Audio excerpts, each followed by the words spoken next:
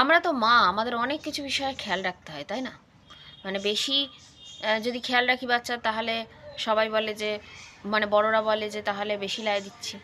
আবার যদি কম খেয়াল রাখি তাতেও বলে যে মা একদম বাচ্চাকে দেখে না। মানে দোষ সব কিন্তু মায়েরই হয়। কিন্তু এত দোষের পরেও মায়েরা কিন্তু কোনো কিছু থেকে ছুটি নেয় না।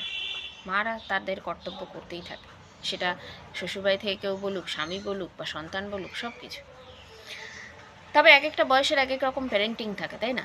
মানে একদম ছোটোবেলায় যে সমস্যাগুলো মায়েরা ভোগ করে, তখন মনে হয় যে বাচ্চা কবে বড় হবে, অন্তত এই যে সমস্যাগুলো, সেগুলো থেকে মুক্তি পাবো। আবার বড় হয়ে গিয়ে তাদের আরেক রকম সমস্যা। আবার দেখা যায় আরও বড়, মানে যখন মা বাবাদের দেখার সময়, সেই সময়টা যদি সন্তান এমন কিছু করে যাতে মা বাবাদের উল্টে সন্তানদের দেখতে হয়, সেটা আর্থিক দিক থেকে হোক বা মানসিক দিক থেকে হোক বা শারীরিক দিক থেকে হোক, সেটা কিন্তু বেশি যন্ত্রণা আমার মনে হয়। মানে সেই ছোটোবেলার যে যন্ত্রণাগুলো তবু সহ্য হয়ে যাচ্ছিল, বড় বয়সের ওই যন্ত্রণা যেন একদম মানে আষ্টে পৃষ্ঠে বেঁধে ফেলে। সেই সেখান থেকে মুক্তি পেতে সবাই মনে হয় মরিয়া হয়ে যায়।